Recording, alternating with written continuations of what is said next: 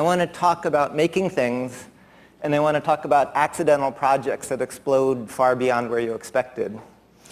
So how do you make stuff? Well, this is as far as you can get. This is a $10 billion chip fab that makes 300 millimeter wafers that look like pizzas with 65 nanometer features. Since we've climbed out of a swamp, this is as far as we've come as a species. This is as good as it gets in making things, right?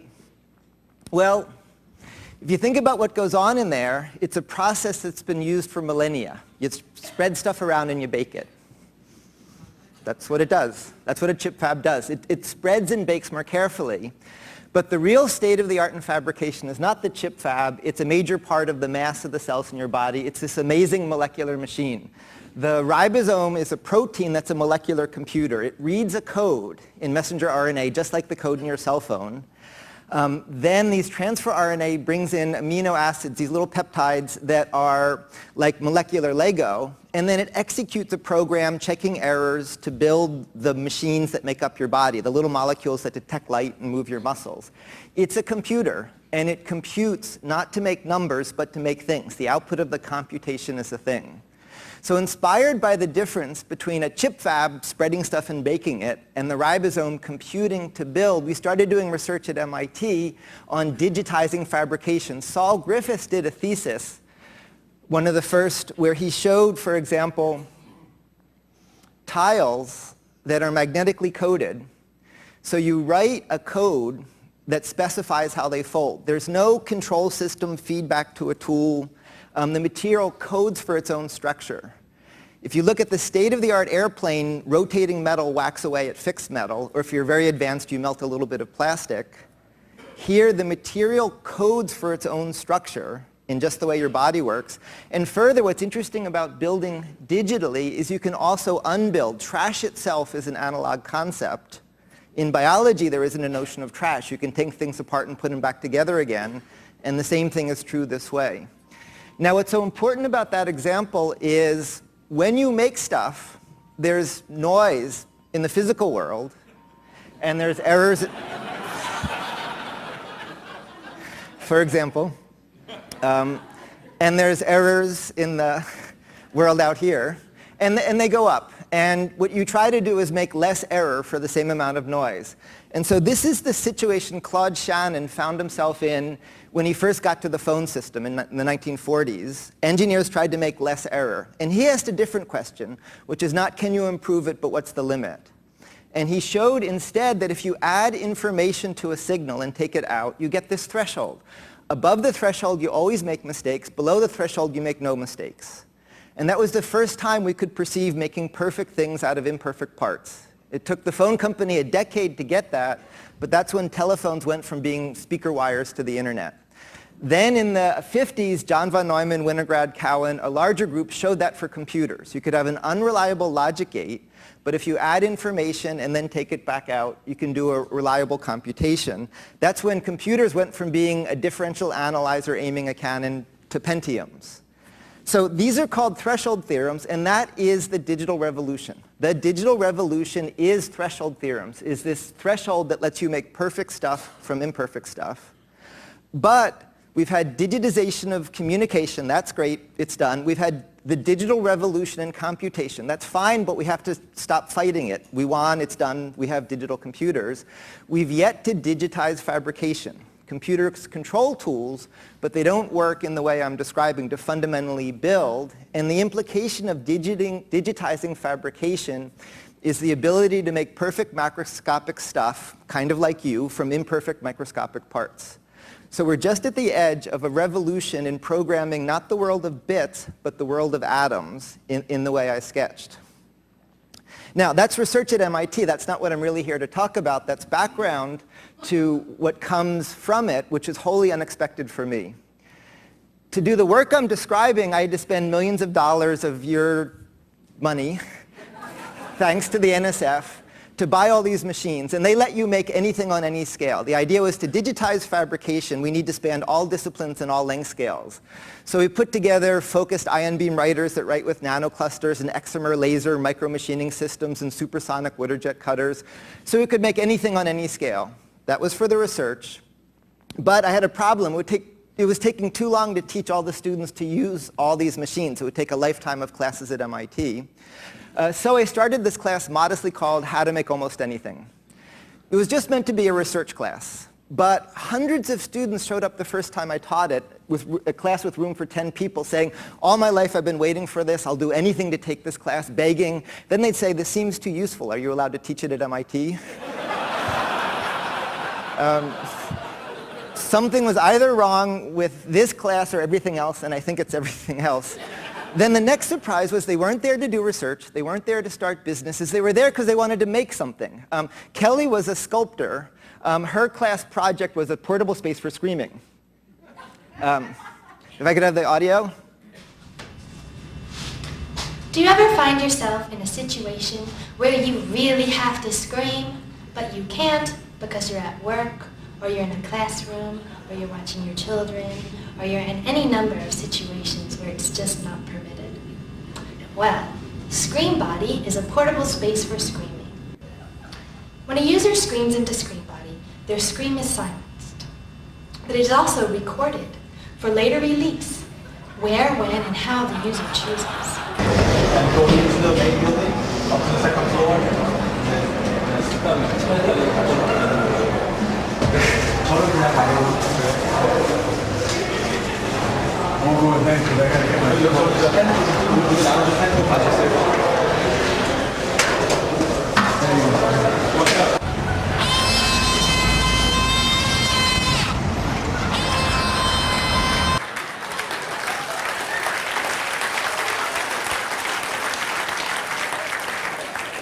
So another student was struck by how parrots have the cognitive ability of a young child. They go crazy left home alone, so he made a web browser for parrots. It lets parrots surf the net, talk to other parrots. Companies thought that was pretty frivolous until they looked at how much they spend to get a new cell phone customer and realized animals are underserved for their IT needs. Shelley, a biologist, made an alarm clock you have to wrestle with to prove that you're awake before it'll turn off. Meejin made a dress instrumented with spines to protect your personal space. There's a lot of technology to enhance communication. This is technology to prevent it. And this happened year after year after year until I finally got that what these students were doing were hijacking all these machines I bought and correcting a mistake made in the Renaissance. All the way back in the Renaissance, literacy has emerged as mastery of the means of expression. The liberal arts weren't politically liberal, they liberated. And the means were the trivium and the quadrivium, roughly language and natural science. Making stuff was explicitly called, this great phrase, an illiberal art. And that was thrown out. That was only commercial. So that's why, as a student, I couldn't go to the trade school where I wanted to go and learn to weld. I was told that I had to sit in a room and talk to people, which seems sort of punitive. Making stuff was thrown out of the academy, and the students were showing 3D machining and microcontroller programming can be every bit as expressive as painting a painting or writing a sonnet. They were doing personal expression in the means of fabrication, and in turn they answered a question I hadn't asked. The research I showed you at the beginning is aiming at the Star Trek teleporter, the molecular assembler where you push the button and anything comes out, functional systems. Those are the mainframes of personal fab. 20 years from now, it'll be integrated in the $1,000 tabletop machine. The students were showing what it's good for in the developed world, which is personal expression in technology. It's not to make anything you need. You can buy in the big box store anything you need. It's busy selling anybody, anything anybody can think of to make. The point of all of this was parrot web browsers and defensive dresses are products for a market of one person. Ken Olsen, the head of DEC, famously said, nobody's ever going to have a computer in the home. DEC is 3 times over defunct. You have computers in the home because they didn't come in the home for inventory and payroll. They came in the home for all the things that make you unique. What the students were showing is the impact of personalizing fabrication is not making stuff you need, it's stuff you want. It's stuff for a market of one person. It's personal expression in technology. We live awash in this world of technical clutter. Letting people create technology so it's not done to them creates the kind of passion I was showing you. So in turn, that led to this project. Once I spend this much of your money, the government requires you do outreach. And outreach means like classes at a local school, a website, something nobody's particularly excited about. So I had good program managers at the NSF, and I made a deal with them, which was instead of talking about what we're doing, we'd let people do it. This wasn't research, wasn't meant to be important, wasn't meant to scale. I just cobbled together about $20,000 in equipment that approximates both what you could do at MIT and what you can do for 20 years from now in a single box. It was just a rough approximation somewhere between what's on campus and where the research is heading. And we set it up in the field. And with these tools, it lets you work down to microns and microseconds on up. That may sound abstract, but it means with just a couple dollars in parts and an hour or so, you can make a web server, instrumentation, motor controllers. You can make a video generator. You can use this not to make a $100 computer, but a $10 very thin client to connect to other computers. All of these are quick projects using the tools in the lab. And we set one up in inner city Boston. And for those of you who know, I'm at Mel King's Community Center. And from there, they exploded all around the world. They're rural India, Costa Rica, Ghana, South Africa, far above the Arctic Circle at the top tip of Norway. And every day I get demands for them and even more people saying, I'm devoting my life to this, where should I report? We tripped across something unexpected, which in retrospect is obvious. There's all this attention to the digital divide, but if you're, say, a farmer in a developing country, you don't need a web page, you need to measure and modify the world. There's an instrumentation and a fabrication divide much bigger than the digital divide. Where these labs were coming, we'd find rooms of unused computers that had been donated. Well, people told us they need these tools. So rather than heroically coming up with the solution and bringing IT to the masses, this is the means for the masses to locally solve locally appropriate problem with emerging technology. And in fact, it's growing even beyond then. From these first labs where we would donate the equipment and the skills and people would run with them, they've been growing. The Norwegians, far above the Arctic Circle, in this Sami herding community, recently expanded the first lab into this now whole village designed by the herder, built by local trades. It's a village for invention. It's not a government, it's not a university, it's something that really didn't quite exist before. It's a whole community for invention based around access to these tools for people to come and live and work there. So there's a sequence that follows. Maybe I should just stop talking and leave with this slide, because it says it better than I can. The very first step we found in the field was just empowerment. There's a sense of, I can do this. This was a group of girls in this community center in Boston who did a high-tech craft sale doing rapid prototyping on a street corner. You made a few $100s in an afternoon, which is a life-changing experience. Just this joy of, I can master this, I can do it. From there, it grew into substantial technical education outside of a school setting. We had set up one of these labs in Ghana last summer, and a bunch of kids showed up and wouldn't leave the lab. We designed one day a networked sensor for a project, and there was a girl there who wouldn't let us leave until she had made it.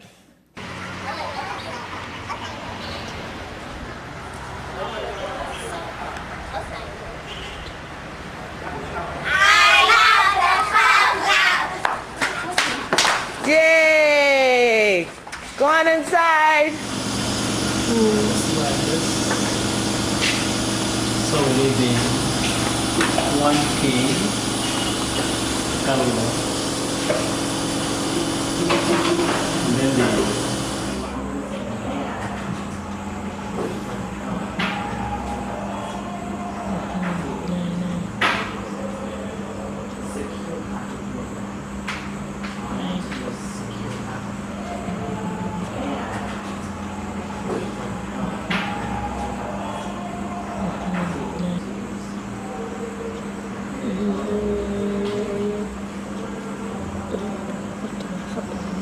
My name is Valentina Kofi. I am 8 years old. I made a stacking board.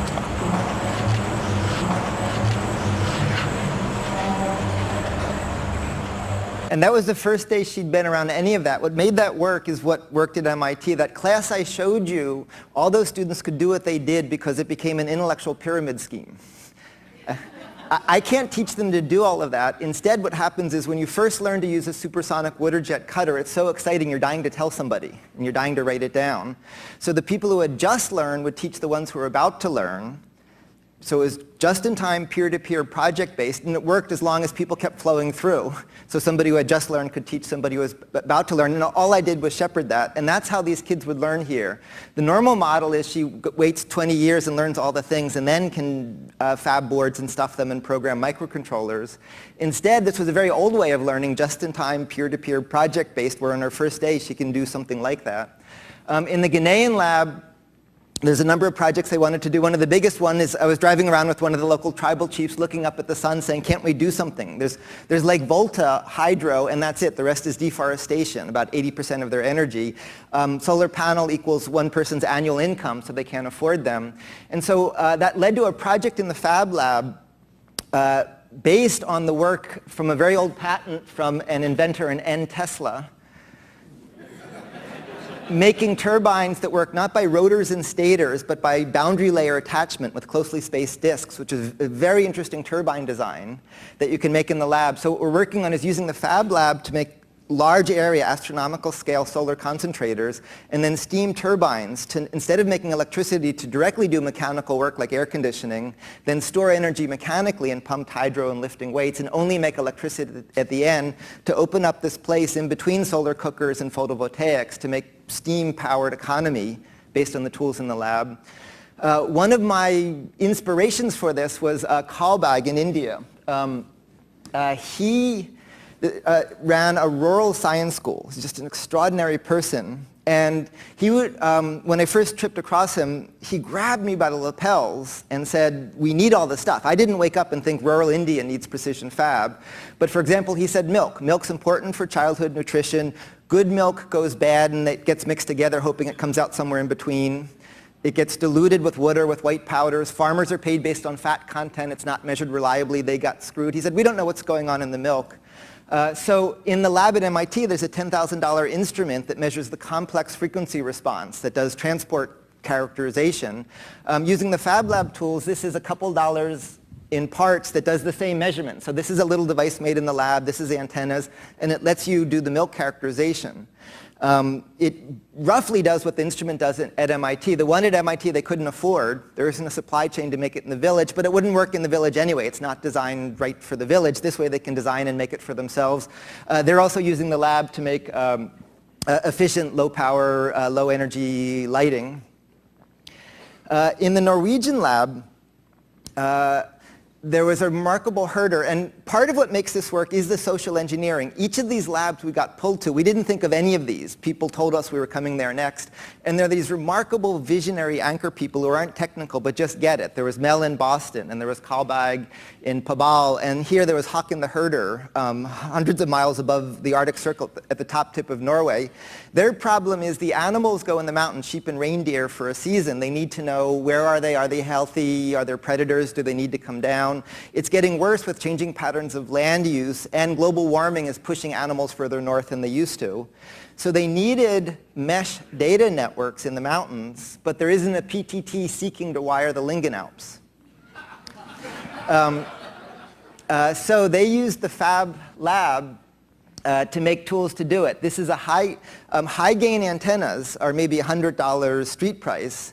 This is using the sine cutter to plot in copper. There's a lot of design work to make this antenna, but when you're done, you plot it in copper, and then it's using window glass instead of RF materials as a substrate. So it's about $1 in parts to make the high gain antenna. So they're starting to make their own antennas, not to just deploy viral networks, but to actually fabricate from scratch viral networks, where they make the antennas. Right now it's using commodity wireless radios, but they're now starting work on designing the radios and then the instrumentation for the animals. In addition, one of the most interesting things happening there is the north of Norway. One of my colleagues visiting described it as biblical, in that there's fresh air, clean water, fish jump out of the water into your boat, lots of power, broadband internet, not crowded. It's everything you could hope for, other than there's no economic opportunity and no intellectual life. And so this modest investment of $20K in equipment turns that around, and now they can create this fab village that has economic opportunity and intellectual life. And so along with making the antennas, they're launching a business to make these antennas to go beyond the village, to create sustainable, small-scale, but high-tech businesses. That in turn led to, we set up the first of now a network of labs in South Africa last summer.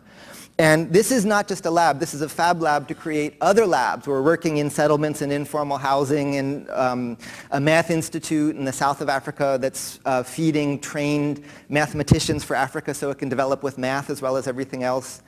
And what emerged from here was in South Africa, a lot of people are beating their heads against the idea of black economic empowerment, which seems to mean creating the big box store. It's about creating big businesses in big cities that you plug people into. And what began to emerge there was just like Central Europe could skip wired phones and go right to wireless phones, in a world of Fab Labs, it means you can skip the big box store stage and go right to high-tech, small-scale, local community businesses. Same thing with Callbag. It took me a long time in India's horrible, crowded cities before I discovered rural India is a wonderful place other than the lack of economic opportunity. And ideas, once again, you can create small-scale, high-tech businesses to start looking at invention itself as a kind of aid. So in South Africa, what began to emerge is Fab Labs to fundamentally do aid through invention rather than creating businesses or what everybody else was doing. And in fact, that idea of invention is very serious. Two of my favorite Fab Lab users are Grace and Eli over there. I was teaching Grace first, then Eli how to use a laser cutter. And Grace had an idea that then Eli helped with that had never occurred to me, which is we were practicing on a cardboard box. And she said, well, we could make a construction kit, kind of like Lego. So these are, it never occurred to me, but these are shapes made out of a cardboard box with a laser cutter. And you need to be within about 1/1000th of an inch tolerance to get this press-fit behavior that lets you make stuff like this. But once you have this precision fab tool, you can turn a cardboard box that just wastes you recycle into something like this. So that was great fun, and kids tell me it's more fun than Lego to play with that. But I had a student at MIT who was trying to do Saul's thesis, but at 1 micron, to do additive assembly of functional materials. And he had a very complex scheme for how the materials would fit together to do it. And then he looked at, this is GIC, Grace's invention kit, then Great Invention Kit, now just GIC. He looked at GIC and was struck that this is a much better scheme for 3D assembly than what he was doing. So he's trying to do GIC at a micron, and his thesis is based on the work of Grace Gershenfeld and Eli Gershenfeld.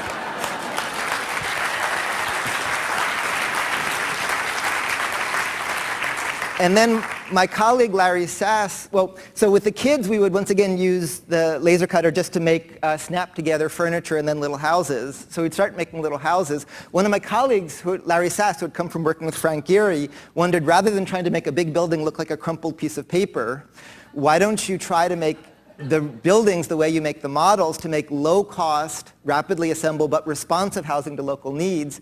So he asked, why can't you make a whole house the way we were making the models with the kids? And so this is a snap-together house plotted out using the Fab Lab tools that lets you make whole houses the way you make the models. And the numbers are surprisingly good for the cost it takes, the speed you can do it, and the quality you can assemble that way. So this pattern recurs over and over, that these little labs started with empowerment, they turned into hands-on education, they started to address substantial problem solving, they began to create high-tech distributed businesses, and ultimately they start to look at the rest of the planet, the other 5.5 billion brains, not as potential consumers, but as potential creators. Invention itself becoming a fundamentally distributed process. So you don't pack into a place like MIT, but the planet becomes an engine for invention. So all of that so it led in this last year to spending time with heads of state and generals and tribal chiefs and this amazing litany of people, but I felt like it was false pretenses because it's not the real machines at MIT, it's not the research result 20 years in the future, it's just this little hack that wasn't meant to scale. And I kept trying to tell them, it may be doing all those useful things, but this isn't the real thing, just wait a little bit. And I finally got what's going on. Mainframes reached, what I'm showing here is Kernighan and Ritchie inventing Unix on a PDP. Mainframes reached PCs through mini-computers. Mini-computers were tens of thousands of dollars. Too much for one person, but cheap enough for a work group, and just about everything we do on a computer today was invented in this era. And I finally got that we are today in the mini-computer era of personal fab. Just like then, it's chaotic, it's not clear what's going on, but these Fab Labs are the mini-computer of personal fab, and like PDPs, they're useful today. This isn't a projection for 20 years, it's already happened, we just didn't quite notice. The only problem is nobody knows how to pay for it.